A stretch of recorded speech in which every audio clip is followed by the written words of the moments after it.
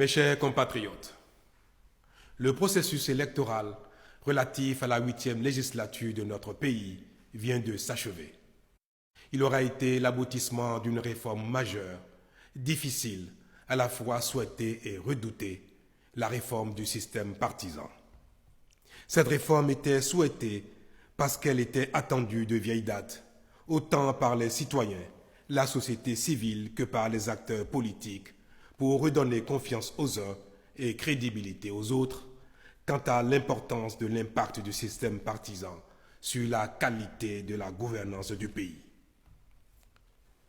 Elle était redoutée parce que, inévitablement, elle remettrait en cause les acquis des acteurs d'un multipartisme débridé que nous avons cultivé depuis bientôt 30 ans et qui est la cause principale d'une mauvaise gouvernance, source de notre sous-développement. C'était donc en soi une réforme risquée. Fallait-il l'engager au risque de générer toute controverse? Fallait-il au contraire y renoncer, la renvoyer sinon à plus tard, du moins au calendrier grec, alors que l'impérieuse nécessité d'accélération du développement socio-économique de notre pays en dépend aussi? Mes chers compatriotes, depuis 3 ans, convaincus que nous ne pouvions continuer à nous satisfaire de notre situation critique à bien des égards, je vous ai invité à l'effort et vous ai engagé sur la voie de réformes indispensables à notre développement. Elles paraissent parfois impossibles, inopportunes, mais sont nécessaires au progrès.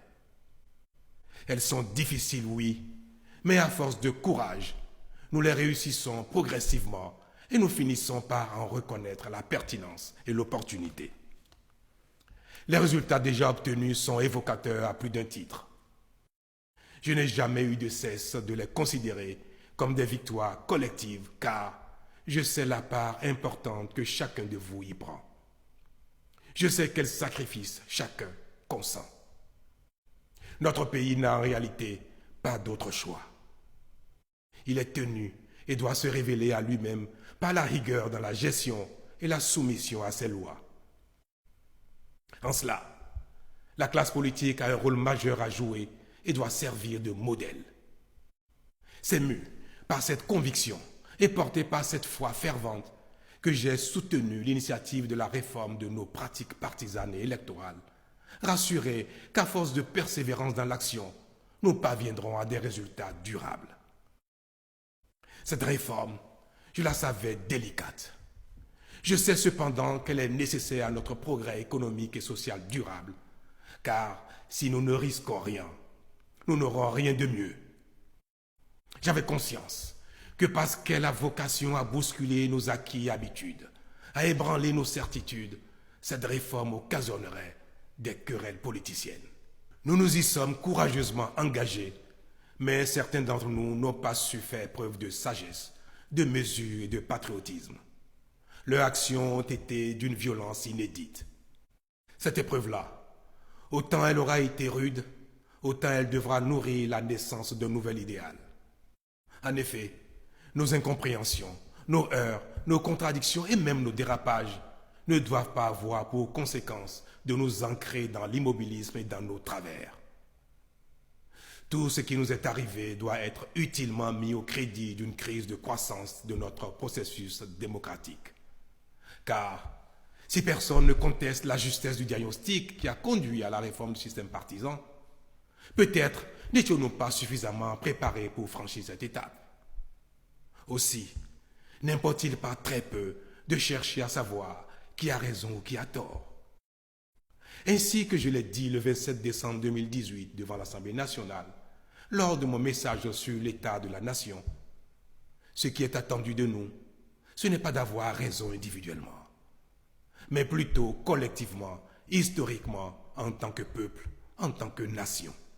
Mes chers compatriotes, c'est le lieu pour moi, au nom de la nation tout entière, de déplorer que pour une controverse parmi tant d'autres, pour quelques frustrations inhérentes à la vie en communauté et aux mutations profondes, nous ayons pu en arriver à une telle manifestation de violence.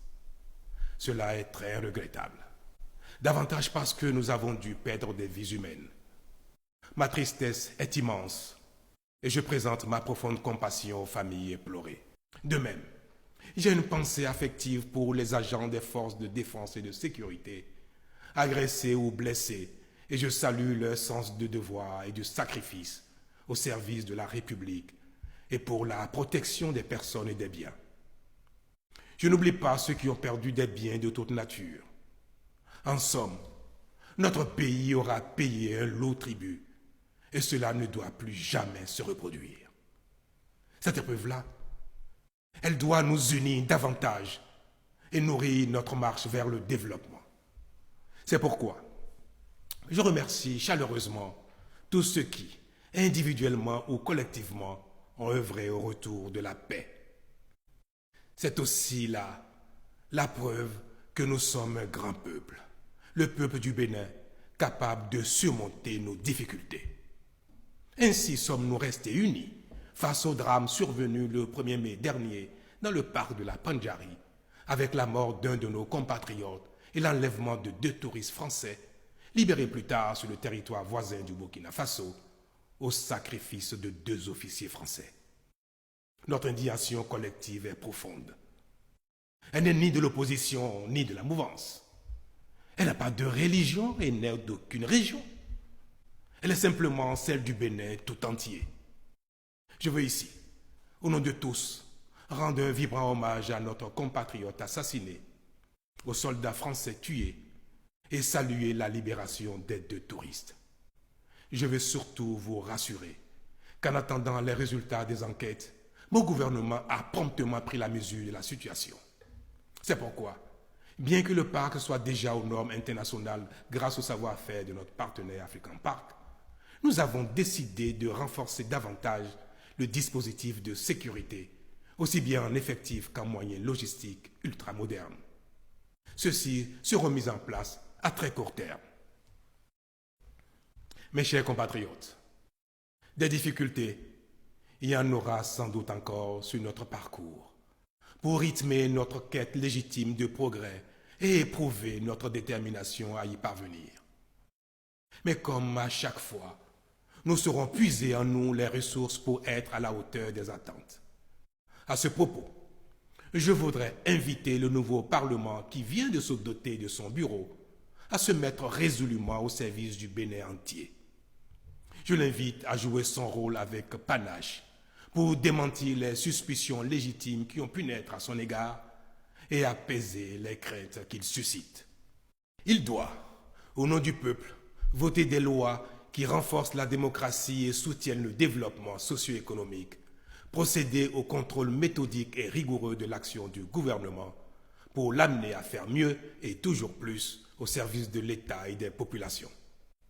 Je l'invite tout particulièrement à rassurer l'opposition politique en procédant à la relecture responsable de la charte des partis et du code électoral pour les actualiser en tenant compte des réalités de l'évolution de notre pays. Il devra en être autant pour la loi portant statut de l'opposition afin de lui créer les conditions les meilleures pour sa libre expression, l'accomplissement de son rôle démocratique dans les formes indiquées et en définitive pour sa contribution au développement économique et social de notre pays. Conscient que nul ne devra manquer au chantier de construction de notre pays, j'inviterai très prochainement toute la classe politique pour des échanges directs, francs et constructifs au profit de notre bien commun, le Bénin.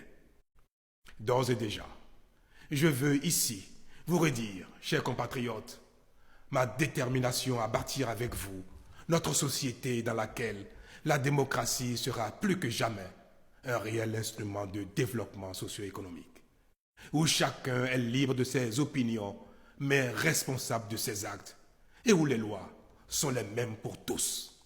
Une société de plus en plus moderne, où chacun, au service de la communauté, dans la sphère d'action qui est la sienne, n'a qu'une seule obsession, faire grandir le Bénin chaque jour un peu plus.